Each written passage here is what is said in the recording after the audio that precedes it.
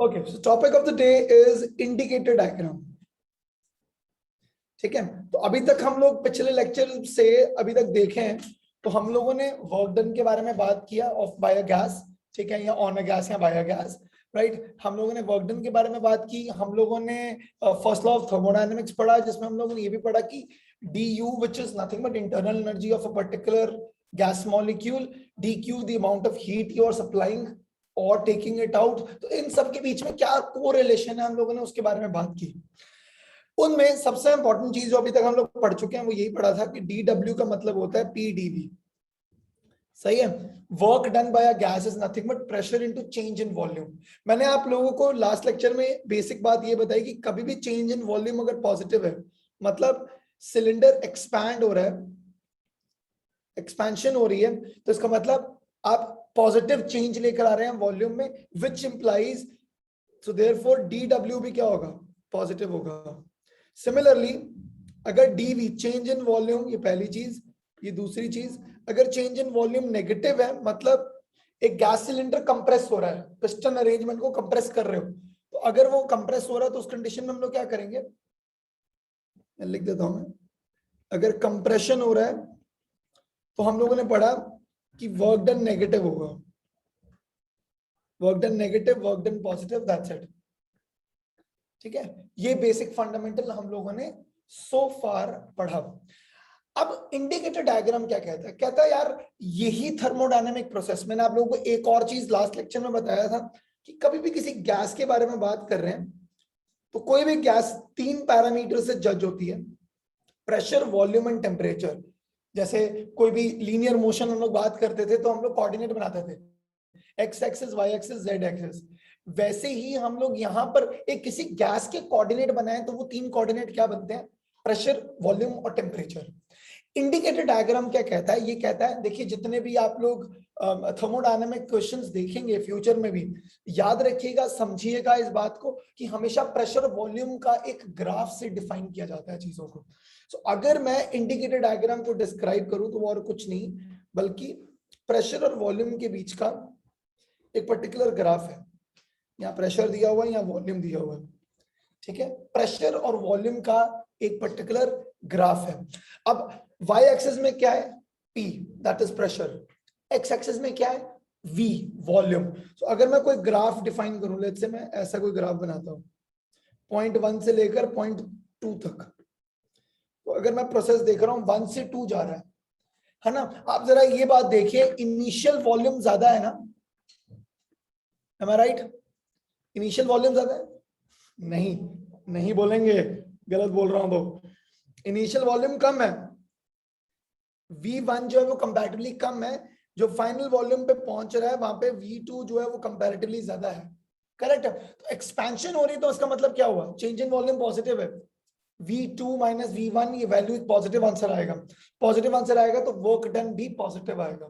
तो work done कैसे निकाल लेंगे, अगर कोई ग्राफ दिया हुआ है, इंडिकेटर डायग्राम मतलब प्रेशर वॉल्यूम के बीच के ग्राफ को हम लोग इंडिकेटर डायग्राम बुलाते हैं। जब भी अगर हमारे को किसी ग्राफ से वर्क डन निकालने को बोला जाता है, ध्यान रखिए, अगर मैं एरिया अंडर पीवी कर्व निकालूं, एरिया अंडर पीवी कर्व, आपको याद होगा काइनेमेटिक्स में मैंने बताया था, कभी भी एरिया अंडर द कर्व निकालना होता है तो हम लोग वाई एक्सिस और एक्स एक्सिस को मल्टीप्लाई करा देते हैं। यहां पर देखो तो वाई एक्सिस में क्या है, प्रेशर, एक्स एक्सिस में क्या है, वॉल्यूम। सो यहाँ पर देखा जाए प्रेशर और वॉल्यूम के मल्टीप्लायर को हम लोग क्या बुलाते हैं, वर्क डन। इसका मतलब एरिया अंडर द कर्व क्या देगा, आपको वर्क डन देने वाला है। ठीक है, तो अगर मैं इन दोनों के बीच में ये पर्टिकुलर एरिया निकाल लूं, इसको हम लोग क्या बुलाते हैं, अच्छा इसको हम लोग क्या बुलाते हैं, वर्क डन बुलाते हैं। इसको हम लोग क्या बुलाते हैं, वर्क डन बुलाते हैं। am I clear with this? ठीक है, मैंने क्या बोला, मैंने एक इंडिकेटर डायग्राम में प्रेशर और वॉल्यूम के बीच का वर्सेस ग्राफ आप लोगों को दिखाया है। कभी भी अगर हम लोग इसमें मतलब एरिया निकालेंगे तो हमारे को क्या मिल जाएगा, वर्क डन मिल जाएगा। इसको अगर आप एक्सप्रेस करना चाहें तो वर्क को ऐसे भी एक्सप्रेस कर सकते हैं, that is P into dV, और हम लोग इंटीग्रेट कर देते हैं V1 से लेकर V2 तक। ये और कुछ नहीं बल्कि टोटल वर्क डन आ जाता है whenever we try to find it from the graph. Okay अब यहाँ पर एक और चीज मैं जरा डिस्कस करता हूँ। हम लोगों ने फर्स्ट लॉ ऑफ थर्मोडायनेमिक्स पढ़ा था, तो वहां पे हम लोगों ने जिन जिन पैरामीटर्स के बारे में बात की, मैं जरा उन्हीं पैरामीटर्स को थोड़ा आराम से डिस्कस करता हूँ। आप लोगों ने फर्स्ट लॉ पढ़ा था D Q is equal to D U plus D W, correct. यहाँ पर डी क्यू का मतलब क्या था? Change in heat. D U का मतलब क्या था? Change in internal energy. और डी डब्ल्यू का मतलब क्या था? Work done. सही बात है। अब यहां पर देखा जाए, change in heat, change in internal energy और चेंज इन वर्क डन, इन तीनों पैरामीटर्स को जरा अगर हम लोग आराम से कंसंट्रेशन से देखें तो आप एक चीज समझते हैं। यहां पर मैं आपको दो तरह के वेरिएबल समझाता हूं, ठीक है, इसी में से मैं डिस्क्राइब भी करूंगा। There are two types of variable, state variable and path variable, ठीक है। जस्ट टू लिंक इट, आप लोगों ने वर्क एनर्जी एंड पावर में हम लोगों ने कंजर्वेटिव फोर्स और नॉन कंजर्वेटिव फोर्सेस देखी थी। कंजर्वेटिव का मतलब होता है पाथ इंडिपेंडेंट है, और नॉन कंजर्वेटिव का मतलब होता है पाथ डिपेंडेंट है। ऐसे ही पाथ वेरिएबल का मतलब होता है पाथ डिपेंडेंट हो गया। ये कैसा पाथ फॉलो कर रहे हैं, कैसा पाथ फॉलो कर रहे हैं, वो डिफाइन करेगा कि हाँ यार, मतलब वो जो भी क्वांटिटी को डिस्क्राइब कर रहे हैं वो कहीं ना कहीं किस पाथ को आप ट्रेस करते हुए एक जगह से दूसरी जगह पहुंच रहे हैं, वो वेरी करता है, वो डिपेंड करता है, ठीक है। स्टेट वेरिएबल का मतलब होता है पाथ इंडिपेंडेंट।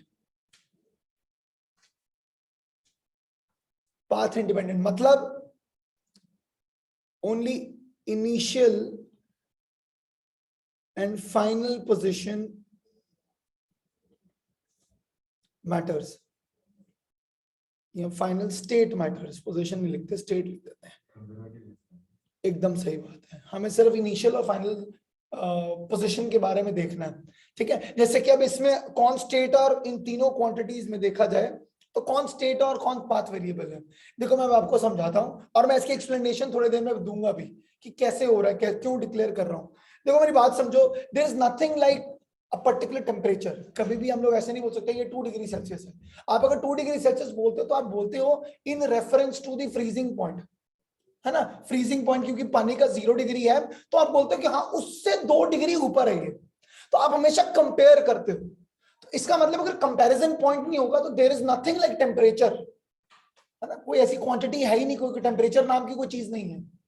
तो टेम्परेचर नाम की चीज अगर सिस्टम के अंदर डालनी है तो मतलब आप हमेशा चेंज इन टेम्परेचर निकालते हो, आप कभी पर्टिकुलर टेम्परेचर नहीं निकाल सकते।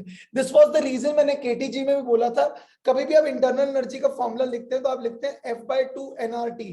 That's wrong, it's always du by dt। you always find change in energy, that's because of the change in temperature। तो मतलब initial and final temperature define करता है कि इंटरनल एनर्जी कितनी चेंज हो रही है। ये क्या बना इसका मतलब? इसका मतलब चेंज इन इंटरनल एनर्जी और कुछ नहीं बल्कि स्टेट वेरिएबल है। सो इंटरनल एनर्जी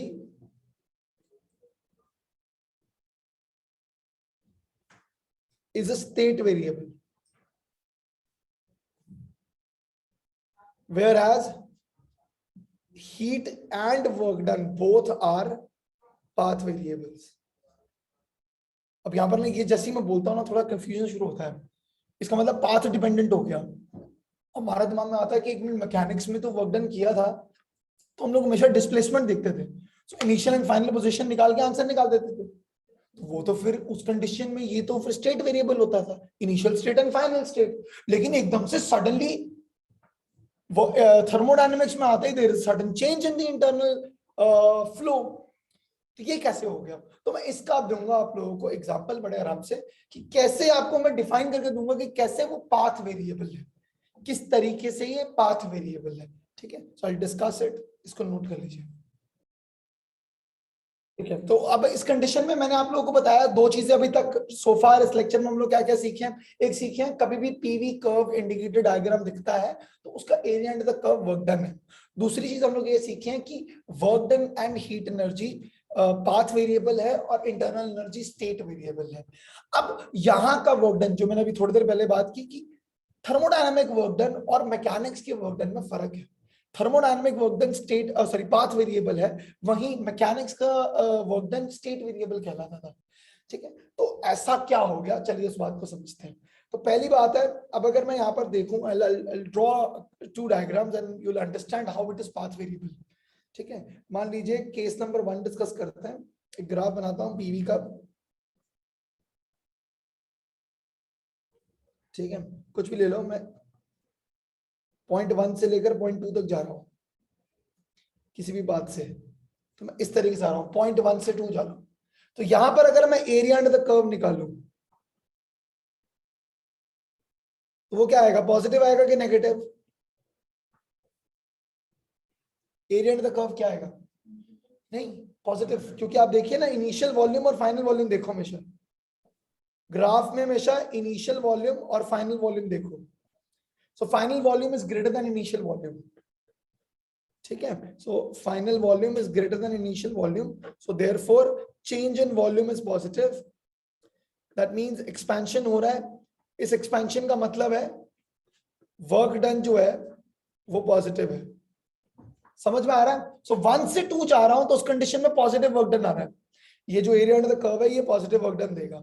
यही अगर सेकंड केस बता दूं, सेम कंडीशन, एकदम ग्राफ भी आइडेंटिकल बनाता हूं। चलो, ये रहा P, ये रहा V, और हम जा रहे हैं उल्टा चले जाते हैं। अब फिर से 1 से 2 जा रहा हूं मैं। ठीक है, सिर्फ पाथ अलग की है। सही बात है, समझ में आ रहा है? 1 से 2, चलो बार बार 1 2 लिखने से अच्छा मैं काम करता हूँ, इसका नेमिंग चेंज कर देता हूँ। अब मैं कहता हूँ A से B जा रहे हो। Volume at point A and volume at part B में क्या फर्क आया? VA is greater then VB, so therefore change in volume क्या आया? तुम A से B जा रहे हो ना, तो चेंज इन वॉल्यूम क्या आया? नेगेटिव। ठीक है, क्यों आया? Since you are travelling,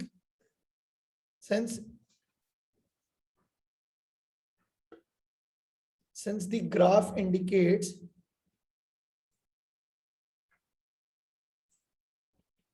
the motion from point A to B। ठीक है, मोशन मतलब बेसिकली सिर्फ जो फ्लो ऑफ जो डायरेक्शन है वो है। ठीक है, तो अगर ऐसा कंडीशन है तो चेंज इन वॉल्यूम नेगेटिव है, सो DW भी क्या हो जाएगा? नेगेटिव हो जाएगा। मतलब वर्क डन जो होगा वो क्या होगा? नेगेटिव होगा। और भी बेहतरीन तरीके से समझा सकता हूँ, साइक्लिक प्रोसेस भी आते हैं इसके अंदर, तो आप इतना नोट करिए, फिर मैं साइक्लिक प्रोसेस भी बोल रहा हूँ। राइट, तो next thing comes up as cyclic process. इसमें और क्लियर हो जाएगा बेटा कि पाथ वेरिएबल कैसे है। ठीक है, अभी भी कईयों को नहीं समझ में आया होगा शायद, तो अभी हम समझने की कोशिश करते हैं। साइक्लिक प्रोसेस जनरली हम लोग अपने स्टूडेंट्स को कई स्कूल्स में, क्लासेस में आप लोगों को सीधा रटने के लिए बोलते हैं कि हाँ भैया क्लॉकवाइज में पॉजिटिव या नेगेटिव है और एंटी क्लॉकवाइज में अदर वे राउंड है। ठीक है, लेकिन मैं कभी भी ऐसे नहीं बोलता हूँ, इसलिए मैंने कोई क्लियर आंसर नहीं बोला। मैं हमेशा बोलता हूँ लॉजिक लगाएंगे हम लोग। साइक्लिक प्रोसेस में पहले हम लोग क्लॉकवाइज मोशन लेते हैं। ठीक है, क्लॉकवाइज मोशन लेते हैं। साइक्लिक प्रोसेस का मतलब क्या होता है? साइक्लिक प्रोसेस का मतलब होता है जहां से चालू किए वहीं खत्म हो रहे हैं, जहां से स्टार्ट किए वहीं खत्म कर रहे हैं। So pressure versus volume condition देखो। ठीक है, मान लो मैं एक पॉइंट से स्टार्ट करता हूं, मैं बताता हूं आप लोगों को। मान लो ऐसा कुछ दिया हुआ है। ठीक है, अब ऐसा कोई साइक्लिक प्रोसेस मतलब जिस पॉइंट से स्टार्ट किया उसी पॉइंट पे खत्म होना, साइकिल वही होगा, एक साइकिल कंप्लीट होना। जिस पॉइंट से स्टार्ट किया, मान लो ये पॉइंट ए है, क्लॉकवाइज मोशन है ना, तो इसको ए ले लेते हैं।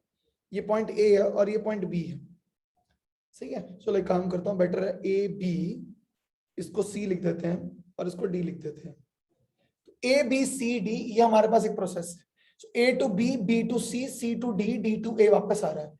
तो वापस आ रहा है, वापस आ रहा है मतलब ए टू ए वापस आएगा, तो चेंज इन इंटरनल एनर्जी कितनी होगी? 0, है ना। पहली बात, साइक्लिक प्रोसेस में du का वैल्यू कितना होता है? 0। क्यों? क्योंकि du क्या है? स्टेट वेरिएबल है।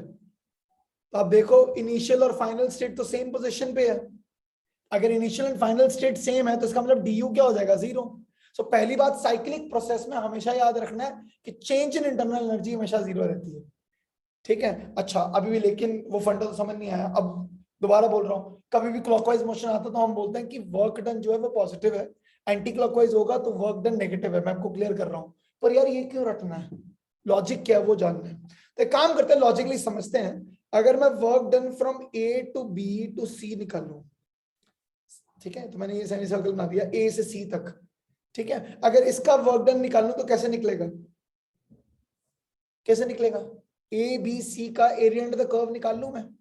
एरिया अंडर द कर्व क्या बोलता है, वर्क डन। तो इन शॉर्ट अगर मैं, चलो थोड़ा कलर कोडिंग कर देते हैं, तो मतलब अगर मैं ए बी सी का वर्क डन निकालूं तो पूरा ये आएगा, यहां से लेकर यहां तक भी आएगा,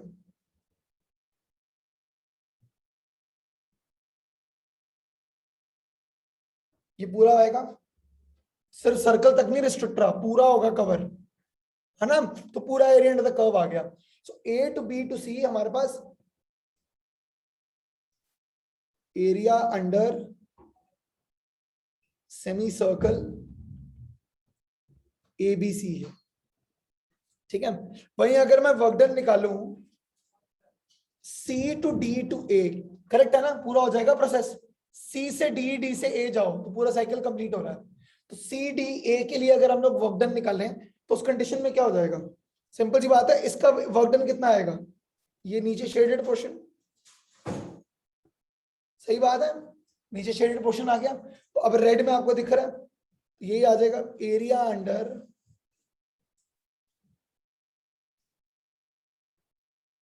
सी डी ए, सही है ना, area under C D A हम लोगों को दिख गया।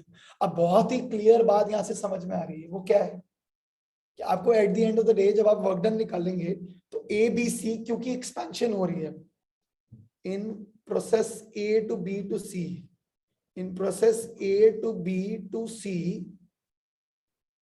Volume is increasing,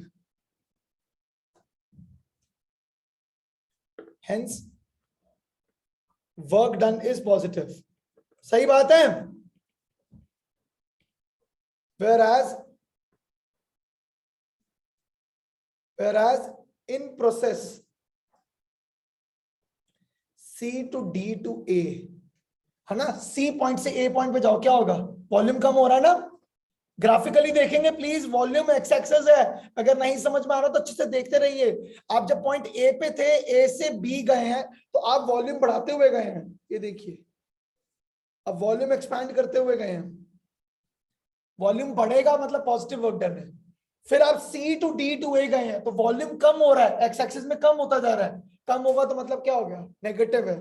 C to D to A volume is decreasing, hence work done is negative। Total work done क्या होता है, work done from A to B to C plus work done from C to D to A, इसका मतलब क्या होगा, ये positive है, minus work done C to D to A हो गया क्योंकि वो नेगेटिव वर्क डन है, टोटल निकालना है मुझे तो ऐड करना है, ठीक है। तो इन शॉर्ट ऐसे मत समझो, कंफ्यूज मत होना है, मैं ऐड ही कर रहा हूं लेकिन वो वर्क डन ही नेगेटिव है, C to D to A, तो ऑटोमेटिकली माइनस हो जाएगा। तो क्या रह गया, देखो शेडेड पोर्शन कितना रह गया, सर्कल, करेक्ट। तो कभी भी साइक्लिक प्रोसेस में देखोगे तो उस साइक्लिक प्रोसेस के अंदर कितना एरिया कवर हो रहा है, that is the total work done. So net work done क्या होगा, that is nothing but area of circle A B C D A, ठीक है, and the answer will be positive in nature, ठीक है। तो मतलब कभी भी अगर आप साइक्लिक प्रोसेस देखते हैं, क्योंकि आप पहले एक्सपैंड कर रहे हैं और एक्सपेंशन का एरिया अंडर द कर्व ज्यादा है, while you are compressing from C to back to A, तो उस कंडीशन में उसका एरिया कंपैरेटिवली कम है, तो इसलिए ओवरऑल एरिया क्या आएगा, पॉजिटिव है, ठीक है। इसीलिए साइक्लिक प्रोसेस क्या है, पॉजिटिव वर्क डन है। Am I clear with this everyone? Cool enough, इसको नोट करिए, फिर मैं आप लोगों को एंटी क्लॉकवाइज समझाता हूं, ठीक है। तो फिर अब अगर हम लोगों ने क्लॉकवाइज देख लिए तो हम लोग एंटी क्लॉकवाइज भी देख लेते हैं, ठीक है। So next thing comes up as anti clockwise, अगर हम लोग देखें तो एंटी क्लॉकवाइज, इसमें क्या होगा, सेम ही है, पीवी ग्राफ जो हम लोग अभी तक बनाते आए हैं सेम ही बना रहे हैं, ठीक है। P और V का बीच के ग्राफ, और यहाँ पर भी साइकिल वही रख लेता हूँ मैं, जिस पॉइंट से स्टार्ट हुआ उसी पॉइंट पे खत्म हो रहा है बस। अब साइकिल क्या ले रहा हूँ, एंटी क्लॉकवाइज मोशन में लूंगा। तो पॉइंट ए ये रहा, point B, point C and point D. तो A to B to C to D to A I have anticlockwise motion. अब यहां पर देखा जाए, अब ऐसे आ रहे हैं, ऐसे जा रहे हैं, तो अब यहां पर देखो work done by A B C क्या होगा, नेगेटिव है ना। Area under the curve, area under curve ABC देखा जाए तो नेगेटिव है। क्यों, कंप्रेशन हो रहा है ना। हाँ जी, कंप्रेशन हो रहा है कि नहीं हो रहा। अब वॉल्यूम कंपैरेटिवली, वॉल्यूम वीए से बड़े वॉल्यूम से कम वॉल्यूम पे जा रहे हो, तो आपका एरिया अंडर द कर्व क्या होगा, नेगेटिव होगा ओवरऑल। वहीं अगर मैं C to D to A देखूंगा तो ये पॉजिटिव वर्क डन है। एरिया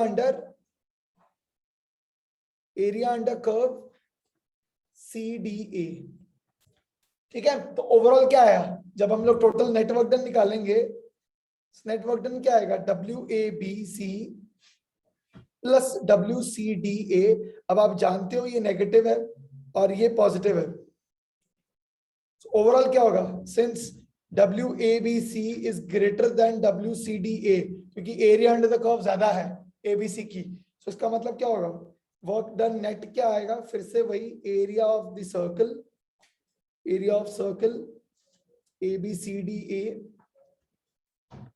बट ओवरऑल आंसर क्या आएगा, नेगेटिव। इसका मतलब एंटी क्लॉकवाइज मोशन होगा तो हमेशा वर्क डन जो आने वाला वो क्या होगा, नेगेटिव। आई होप कोई भी साइक्लिक प्रोसेस आएगा वो पॉजिटिव है या वो नेगेटिव वर्क डन दिखा रहा है, ये अब हम लोग अच्छे से जजमेंट ले सकते हैं। तो चलिए एक प्रॉब्लम लिख रहा हूँ, let's try to understand this, ठीक है, और सॉल्व करते हैं। चलिए ये रहा प्रॉब्लम। प्रॉब्लम कहता है gas is taken from state 1 to state 2 along the path shown in the figure, आपकी साइड में फिगर दिखाई गई है। If 70 calories of heat is extracted from the gas in the process, calculate the change in internal energy of the system। इस question में जो twist है सबसे पहले वो ये है कि जो डायग्राम दिया है वो पीवी कर्व तो है, लेकिन पी वाई की जगह एक्स एक्सिस में दे दिया है और वॉल्यूम ऊपर दे दिया। तो अब आप यहाँ पर देखिए, फर्स्ट स्टेट से आप सेकंड स्टेट में जा रहे हैं, मतलब आप हायर वॉल्यूम से लोअर वॉल्यूम में जा रहे हैं। दैट क्लियरली इंप्लाइज जो वर्क डन आएगा वो नेगेटिव आएगा, ठीक है, क्योंकि आपका जो चेंज इन वॉल्यूम है वो नेगेटिव है। एम आई क्लियर, ठीक है। सो अगर आप 1 से 2 जा रहे हैं तो एरिया अंडर द कर्व क्या होगा, ये वाला। ब्यूटी इज दिस ओनली, इस ग्राफ को ऐसे देखने की बजाय आप इसको ऐसे देखिए, टेढ़ा कर लीजिए, अपनी गर्दन सीधी मत रखिए, गर्दन टेढ़ी करिए, दिखेगा पीवी ग्राफ सही तरीके से, है ना। तो एरिया देखो ऐसे नहीं ले रहा हूं क्योंकि वॉल्यूम कवर होना चाहिए, पीडीवी होता है, ठीक है। तो इसका मतलब क्या होगा, टोटल वर्क डन क्या होगा, वर्क डन होगा 1 से 2 जा रहे हैं तो एक तो होगा हाफ इनटू बेस कितना है 2.5 माइनस 1 मतलब 1.5 इंटू 10⁻⁻⁴ इंटू ये हाइट कितनी है, ये हाइट है, हाइट कितना है 3 इंटू 10⁵ सही है। इसका मतलब आंसर आएगा, ये भी कैंसिल कर दीजिए, 1.5 आ गया, दैट इज नथिंग बट 2.25, ठीक है।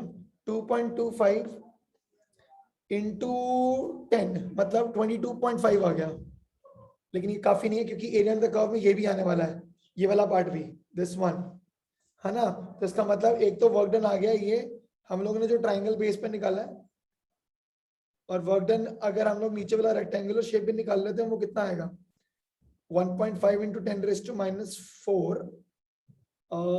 इंटू 2 इंटू 10⁵ आंसर कितना आ जाएगा 330 जूल्स। तो नेट वर्क डन कितना हो गया, टोटल वर्क डन क्या होगा, जितना ट्राइंगल और रेक्टेंगल का सम है, तो मतलब आ जाएगा 52.5 joules with a minus sign. Why minus sign, you understand now, क्योंकि चेंज इन वॉल्यूम नेगेटिव है, ठीक है। तो वर्क डन आ गया। अब वर्क डन आ गया और क्या क्या पता हुआ है, क्वेश्चन में दिया हुआ है 70 joules of heat is extracted. Extracted मतलब बाहर निकाली है, हीट दी नहीं है, ली है, heat is taken from the system. तो डी क्यू का वैल्यू कितना आएगा -70 जूल्स, सो अब फॉर्मूला पता है, since from first law of thermodynamics, ठीक है, FLT लिख दिया, मतलब first law of thermodynamics, dq is equal to du plus dw है, ठीक है। उस कंडीशन में हमारे पास क्या आने वाला है, हम लोगों को पता है कि 70 जूल्स दिया हुआ था ना, 10⁴ मीटर क्यूब में दिया हुआ है, करेक्ट है। आई एम सॉरी, 70 कैलोरीज दिया हुआ है ना, वैसे गलती हुई है, 70 कैलोरीज दिया हुआ है। 70 कैलोरीज मतलब -70 इंटू 4.2 हो गया, 7 to 14 1 1 up 294 -294 जूल्स हो गया। इसका मतलब क्या हो जाएगा, -294 joules is equal to du -52.5, minus उधर जाके पॉजिटिव हो जाएगा। सो हमारे पास आंसर आने वाला है 241 माइनस साइन के साथ 241.5 जूल्स, ठीक है। That's the answer for the change in internal energy.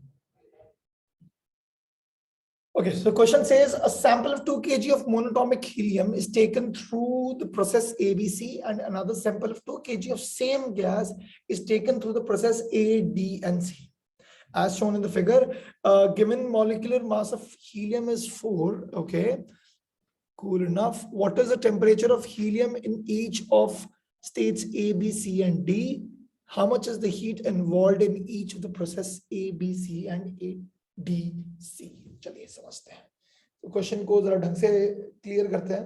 पहली बात तो 2 kg ऑफ गैस दी हुई है, ठीक है, तो हमारे पास 2 kg इन्वॉल्व है यहाँ पर, तो इसका मतलब क्या हुआ, मास ऑफ गैस गिवन कितनी है, 2 kg which can be written as 2000 grams, ठीक है। मॉलिक्यूलर मास कितना है, मॉलिक्यूलर मास ऑफ हीलियम कितना है, 4 grams। So therefore number of moles कितने हो जाएंगे, m upon capital M, बिल्कुल सही बात है। So 2000 upon 4 मतलब 500 moles आ गए, ठीक है, 500 नंबर ऑफ मोल्स हमारे को मिल जाते हैं। अब सिंस हम लोगों को नंबर ऑफ मोल्स मिल जाते हैं which is 500, तो हम लोग टेम्परेचर निकाल सकते हैं हर कंडीशन में। देखिए the best part about this entire concept is कि हम लोग किसी भी पॉइंट पे देखेंगे तो प्रेशर एंड वॉल्यूम दोनों दिख रहे हैं।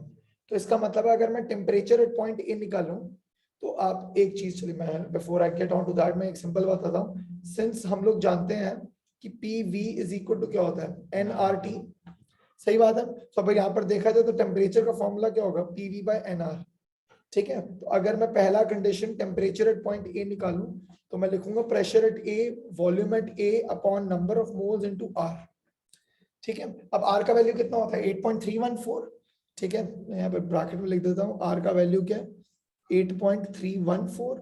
तो मैं इसको एक काम करता हूँ, मैं 8.33 लिख देता हूँ। 8.33 का मतलब हुआ 25/3 के आसपास हो गया, ठीक है। ये नियरली इक्विवेलेंट टू 25/3 है। यस, R का वैल्यू आपने 8.314 लिया, वो हमने 0.081 लिया। नहीं आप कभी क्या लेना है, बिल्कुल 8.314, क्योंकि आप स्टैंडर्ड सिस्टम कभी भी यूज करते हैं तो जूल्स सेगमेंट स्टैंडर्ड है, तो जूल्स के कॉन्सेप्ट में हम लोग हमेशा 8.314 लेकर चलते हैं। हम लोग हमेशा कोशिश करेंगे कि हम SI यूनिट यूज करें instead of the other segments. तो यहाँ पर सिंपल सी बात है, इस डायग्राम में देखिए प्रेशर एट पॉइंट ए कितना है, 5 × 10⁴। वॉल्यूम कितना है, 10 मीटर क्यूब, सही है। N कितना आएगा 500, R कितना है 25/3। तो यहाँ पर देखा जाए 1 2 0 कैंसिल हुई हैं, 2 0 कैंसिल होंगी तो यहाँ पे क्या रह जाएगा 10⁻², विच इज 100। 25 और 100 कैंसिल होके 4 मिल जाएगा, 5 और 5 कैंसिल हो गया, मेरे को क्या मिल गया 120 kelvin. That's it. Temperature at point A कितना मिल गया 120 केल्विन। अब ऐसे ही मैं टेम्परेचर एट B, C और D तीनों निकाल सकता हूँ। तो कुछ नहीं है, इंडिविजुअल वैल्यूज यूज करनी है। Pressure at B, volume at B, N और R। तो प्रेशर एट B कितना है 10 × 10⁴ इंटू वॉल्यूम एट B कितना है 10 upon 500 into 25/3। Solve it, you will get 240 kelvin. कुछ नहीं हुआ, वो 5 का 10 हुआ, तो मैंने सिर्फ डायरेक्टली डबल कर दिया। तो मैं कोई रॉकेट साइंस नहीं लिख रहा हूँ ना, मैं आंसर देख रहा हूँ, तो सीधी सी बात है डबल हो रहा है वो। वहीं अगर मैं थर्ड देखूंगा, टेम्परेचर एट सी निकालूं तो pressure at C, volume at C, N और आर मिल गया। ये कितना है? प्रेशर एट सी कितना है? 20 इंटू 10⁴। वॉल्यूम एट सी कितना है? सॉरी प्रेशर 10 था, सॉरी प्रेशर 10 है, वॉल्यूम 20 हो गया अपॉन 500 इंटू 25/3। फिर से क्या हो गया? और डबल हो गया, मतलब 480 केल्विन आ गया। Fourth and last temperature at D निकालना है, तो हम लोग pressure at D, volume at D upon NR ले लेते हैं। Pressure at D is 5 into 10⁴, volume 20 दिया हुआ upon 500 into 25/3, so the answer is 240 kelvin. तो हर पॉइंट का मेरे को टेम्परेचर पता है, हर पॉइंट का मुझे क्योंकि मेरे को प्रेशर वॉल्यूम गिवन दिया हुआ था, नंबर ऑफ मोल्स मैंने निकालनी है, तो मैं हर पॉइंट का टेम्परेचर निकाल सकता था। सो फर्स्ट पार्ट हो गया। सेकंड पार्ट कहता है how much is heat involved in each of the process. तो जब मैं ईच प्रोसेस का हीट निकालना चाहूंगा, तो आप फर्स्ट लॉ ऑफ थर्मोडायनेमिक्स जानते हैं, जो कि कहता है कि dq is equal to du plus dw है। ठीक है, तो अब आपको dq निकालना है, तो आपको du निकालना पड़ेगा पहले तो a और c के बीच में। देखिए आपको याद होगा मैंने बोला है इंटरनल एनर्जी और कुछ नहीं बल्कि स्टेट वेरिएबल है। तो आपका इनिशियल स्टेट दोनों प्रोसेस में, चाहे आप ए बी सी जाइए या ए सी और सॉरी क्या था, ए डी सी जाइए, करेक्ट, ए बी सी जाइए या ए डी सी जाइए, दोनों में इनिशियल पॉइंट ए और फाइनल पॉइंट सी है। तो दोनों ही कॉन्सेप्ट में internal energy from A to B to C या फिर internal energy of A to D to C is nothing but F/2n R delta T. Delta T मतलब F कितना है? मोनोटॉमिक गैस है, हीलियम है, तो 3/2 इंटू नंबर ऑफ मोल्स कितने हैं? 500। R कितना हम लेते हैं? 25/3। टेम्परेचर चेंज कितना होगा? टेम्परेचर एट सी कितना है? 480। टेम्परेचर एट ए कितना है? 120। ठीक है, 360 आ गया ये, तो 3 और 3 कैंसिल हुआ। हम लोगों को ये भी हम यहाँ पर निकाल सकते हैं, 12500/2 इंटू 360, इसको आप कैंसिल कर लीजिए, ये हमारे को मिल जाएगा 180। ठीक है, उसके बाद हम लोगों ने सिर्फ इसको बेसिक मल्टीप्लिकेशन में लेके जाना है, तो हमारे को आंसर मिल जाएगा 2.25 into 10⁶। I am directly writing it down. ठीक है, 2.25 आ जाएगा, बिल्कुल सही है, क्योंकि आप इन शॉर्ट 125 से मल्टीप्लाई कर रहे हैं, 18 मतलब 2 से मल्टीप्लाई करेंगे तो 250 आना चाहिए, तो उसमें से 25 कम है। यानी आप कैलकुलेशन करेंगे आपको मिलेगा। ठीक है, ये क्या मिल गया मेरे को? इंटरनल एनर्जी चेंज मिल गया, एबीसी का भी और एडीसी भी का। अब क्या, मुझे अगर वर्क डन पता तो मेरा काम हो जाएगा, है ना? ये सेकंड पार्ट सॉल्व कर रहा हूं, तो अभी क्या हो जाएगा? वर्क डन निकाल लो। Work done from A to B to C, please have a look. Work done from A to B कितना है? कमन आप लोगों के पास ग्राफ्स आपके सामने होंगे, मेरे को बार बार ऊपर नीचे स्क्रॉल करना पड़ेगा। ये 0 है क्योंकि स्ट्रेट लाइन है, ए टू बी जा रहे हो, तो कोई वर्क डन नहीं हो क्योंकि एरिया अंडर द कर्व कुछ भी नहीं है। वहीं अगर मैं work done in B from B to C देखूं, बी टू सी, एक तो वॉल्यूम एक्सपैंड हो रहा है, वॉल्यूम एक्सपैंड हो रहा है, तो पूरा एरिया अंडर द कर्व कितना होगा? कितनी हाइट है? 10, और लेंथ कितनी है? ये हमारे पास मिल गया 20 से लेकर 10 तक, तो ये भी 10 आ गया। ठीक है, सो प्राइमरली वर्क डन कितना आएगा? 10 into 10⁴ into 10, so the answer is 10⁶ joules. वहीं अगर मैं वर्क डन निकालूं A to D to C, तो वो आ जाएगा work done from A to D plus work done from D to C. फिर से वही बात आई, डी टू सी देखोगे तो वर्क डन कितना है? 0, क्योंकि स्ट्रेट लाइन ऊपर जा रही है तो एरिया अंडर द कर्व कुछ भी नहीं बनता, ये तो आ गया 0। और ये कितना आ गया? 5 इंटू 10⁴ इंटू 10, ये हमारा वर्क डन आ गया, मतलब 5 इंटू 10⁵ आ गया इसका आंसर जूल्स में।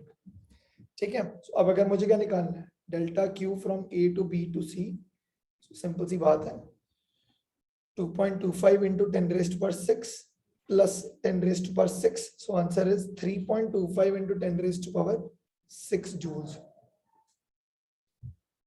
वहीं अगर मैं डेल्टा क्यू निकालूं A to D to C, उस कंडीशन में क्या आएगा? 2.25 into 10⁶ plus I do this 0.5 into 10⁶ लिख लेता हूं, सो आंसर आ जाएगा 2.75 into 10⁶ joules, and that's the answer to this particular problem. चलिए एक और क्वेश्चन देख रहे हैं. Calculate the heat absorbed by a system in going through the cyclic process shown in the figure. तो ये कुछ एलिप्स सा दिखा दिया है. तो बेसिक बात और कुछ नहीं है. तुम्हें पता है साइक्लिक प्रोसेस है, तो साइक्लिक प्रोसेस का मतलब क्या हुआ? Area under that particular cyclic process निकालना है. सो इसका मतलब क्या है? अगर मुझे वर्क डन निकालना है, देख लीजिए पहले क्या दिख रहा है आपको. क्लॉकवाइज मोशन है. क्लॉकवाइज मतलब पॉजिटिव वर्क डन है. होगा क्या? वर्क डन क्या होगा? Area under the ellipse. हाँ बिल्कुल, तो मैं इसलिए बता रहा हूँ. Area under the ellipse, area का फॉर्मूला होता है इलिप्स का पाई ए इंटू बी. ए मतलब ये, this is nothing but A and this is nothing but B. ठीक है, तो आपको ए का वैल्यू कितना दिया होगा? ए दे देगा. बिल्कुल बच्चा, ये ए और ये बी हो गया. ठीक है, ए आ जाएगा आपके पास 200 सेंटीमीटर क्यूब. सेंटीमीटर क्यूब मतलब 10 रेज टू पावर -2 का क्यूब -6 हो गया. That implies 2 × 10 raise to power -4 metre cube. ये आपको ए मिल गया. बी का वैल्यू क्या होगा बच्चा? 2 × 10 रेज टू पावर 5. सही है, तो वर्क डन निकालेंगे तो क्या आएगा? Pi into 2 × 10 raise to -4 into 2 × 10 raise to power 5. So answer is 40 pi. ठीक है, 40 पाई आ गया हमारे पास. The entire work done. एक मिनट, मैंने कुछ नहीं, करेक्ट है बिल्कुल. मैंने सॉरी, आई एम सॉरी, मैंने a/4 नहीं किया ना. ए हमारे को जो मिल रहा है वो पर्टिकुलर एलिप्स का इंडिकेशन. सॉरी, सो सॉरी, मैंने ध्यान ही नहीं दिया. इसका बाय 2 आ जाएगा क्योंकि हमारे को सेमी मेजर एक्सिस और माइनर मेजर एक्सिस का मल्टीप्लिकेशन चाहिए ना, तो मैंने वो देखा ही नहीं. तो यहाँ पर क्या हो जाएगा? बाय 4 आ जाएगा. दिस मींस बाय 4 आ जाएगा. तो ये कितना आ गया? 10 पाई. 10 पाई का मतलब 10 × 3.14. This is nothing but 31.4 joules. दोबारा बता रहा हूँ क्या कर रहे हैं हम लोग. देखो बच्चा, जनरली आप लोग सर्कल देखते हैं तो आप लोग क्या लिखते हैं? पाई आर स्क्वायर. ठीक है ना, तो ये आ जाएगा रेडियस. ये भी रेडियस होता है. ठीक है, अगर किसी को नहीं पता तो मैं सिर्फ बता रहा हूँ नॉर्मल सर्कल की कंडीशन में. यही अगर हम लोग इलिप्स का एरिया निकालते हैं तो प्राइमरली आर की जगह हम लोग क्या लिख देंगे? जितना भी ये लेंथ दिया हुआ है उसका हाफ. करेक्ट, मतलब मैंने यहाँ पर ए लिखा था, तो आप जो एक्चुअल में रेडियस 1 कंसिडर करेंगे वो कितना होगा? a/2. और वैसे ही अगर आप यहाँ पर देखेंगे तो उसको अगर हम लोगों ने b कंसिडर किया है तो आपके पास रेडियस 2 कितना आ जाएगा? b/2. तो प्राइमरली मैं और कुछ नहीं कर रहा, मैं pi into r1 into r2 कर रहा हूँ. तो r1 कितना आएगा? a/2 और b/2 मैंने मल्टीप्लाई किया and I got the answer. मैं बाय 4 लिखना भूल गया था, इसलिए मैंने बाद में उसको थोड़ा सा करेक्ट कर दिया. आई होप समझ में आया क्या चल रहा है. अगर आपको क्या मिला? वर्क डन मिला, लेकिन क्वेश्चन में क्या पूछा गया है? Find the heat absorb. तो सीधी सी बात है, since it is a cyclic process, change in internal energy कितना होगा? 0. so according to first law of thermodynamics, dq is equal to du plus dw. so dq का वैल्यू कितना आएगा? dw के बराबर. तो मतलब आंसर इज 31.4 जूल्स. हीट भी 31.4 जूल्स के बराबर होगी. Okay. So consider the cyclic process ABC is shown in the figure. An ideal gas of 2 moles has undergone this process. A total of 1200 joule heat is rejected by the gas in the complete cycle. तो पहली बात ये समझ लीजिए, नीचे diagram देखिए. This is a little अनोखा वाला जो ग्राफ है वो टेम्परेचर वर्सेस वॉल्यूम ग्राफ दिया हुआ है. ठीक है, अब ये तो हमें पढ़ा ही नहीं, हम लोगों ने तो पीवी ग्राफ के हिसाब से देखे. अभी कुछ अनोखा ही है. तो यहाँ पर क्या करेंगे? यहाँ पर लगाएंगे थोड़ा सा कॉन्सेप्ट. ठीक है, वैसे तो मैं कुछ चीजें इसकी जो है वो मैं नेक्स्ट लेक्चर, अपकमिंग लेक्चर में बताऊंगा, जो डिफरेंट थर्मोडायनामिक प्रोसेस कैसे काम करते हैं. हमें यहाँ पर फिलहाल फाइंड द वर्क डन निकालना है. तो पहली बात तो ये समझ में आ रहा है कि जो साइक्लिक प्रोसेस का टोटल साइक्लिक प्रोसेस है तो net change in internal energy 0 है. तो पहली चीज हमें ये समझ में आती है, सिंस इट्स साइक्लिक तो du इज इक्वल टू 0 है बिकॉज साइक्लिक प्रोसेस है. अब एक चीज देखेंगे, आप लोगों को आप एक बात समझ सकते हैं कि अगर हम लोग यहाँ पर देखें तो वॉल्यूम और टेम्परेचर का डायरेक्ट प्रोपोर्शनलिटी दिख रहा है, ए टू बी देखिए, volume is directly proportional to temperature चल रहा है। अगर volume directly proportional to temperature तो इसका मतलब क्या हुआ, प्रेशर कांस्टेंट है। वेरी गुड, प्रेशर कांस्टेंट है, ठीक है। अब अगर वर्क डन निकालें, this means pressure is constant. अगर प्रेशर कांस्टेंट है तो वर्क डन का फॉर्मूला क्या होता है, पी डीवी। तो कहना है bring this P inside the differentiation, that's my call, to bring it out of the differentiation or to bring it back into bring it back, तो वो कंडीशन सेम ही रहेगी। अब मैं जानता हूं सिंस PV का वैल्यू क्या होता है nRT, so dW का फॉर्मूला क्या आएगा nRDT, सही है nRDT। अब आपको टेम्परेचर चेंज पता है A से लेकर B तक में, सही है 200 आ रहा है, तो इसका मतलब work done from A to B कितना होगा, and number of moles given थे क्वेश्चन में 2, आर कितना है 8.314 इनटू चेंज इन टेम्परेचर कितना है 200, 500 है फाइनल टेम्परेचर, इनिशियल 300 दिया हुआ था, तो ठीक है। तो सीधी सी बात हो गई, हमारे पास आ गया 4 into 831.4, that means 16, 1 gone up, 5, 12, 1 gone up, 32, 33, 3325.6, 3325.6 joules, ठीक है। ये हमारे पास work done from A to B आ गया। अब जरा ग्राफ में ही देखिए, सी और ए क्या है, आइसोकोरिक प्रोसेस है, देखो वॉल्यूम कांस्टेंट है ना। अगर work done from C to A देखें तो वो क्या आएगा 0, since change in volume is 0, correct है। आइसोकोरिक प्रोसेस है तो चेंज इन वॉल्यूम, आइसोकोरिक अभी तक पढ़े नहीं, बेसिकली वॉल्यूम कांस्टेंट है। हम लोग वर्क डन का फॉर्मूला जानते हैं, पीडीवी रहता है, तो चेंज इन वॉल्यूम 0 तो वर्क डन भी 0 रहेगा।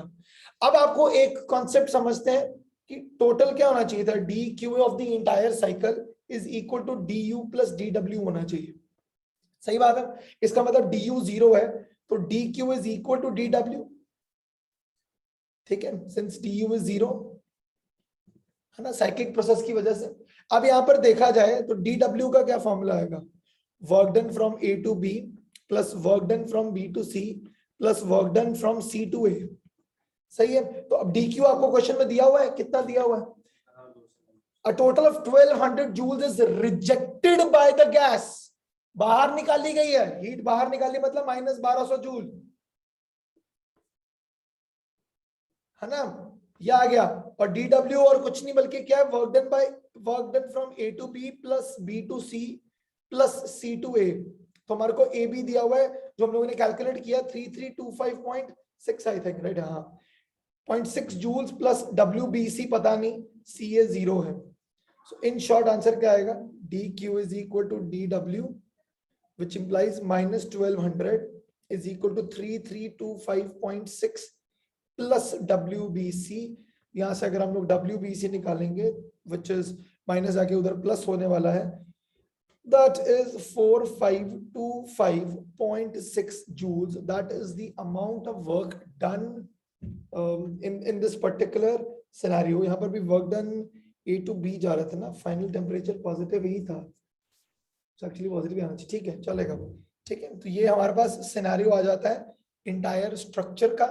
I hope I am clear with this, ठीक है। अब आप एक्चुअल में देखेंगे तो यहाँ पर आंसर नेगेटिव आना चाहिए, माइनस में वही देख रहा हूँ कि कुछ गड़बड़ होगी, माइनस आएगा। तो दैट्स इट। आप लोगों को सारे जितने भी साइक्लिक प्रोसेस हो सकते हैं मैंने वो सारे पॉसिबल सिनेरियोज आप लोगों को बता दिए हैं। नेक्स्ट लेक्चर में आते ही हम लोग थर्मोडायनामिक प्रोसेस के बारे में जानेंगे। तो एक एक जो मैं यहाँ पे बोला भी टर्म्स, आइसोकोरिक, आइसोबेरिक, ये क्या है, इनके बारे में हम नेक्स्ट लेक्चर में जानेंगे। That's it.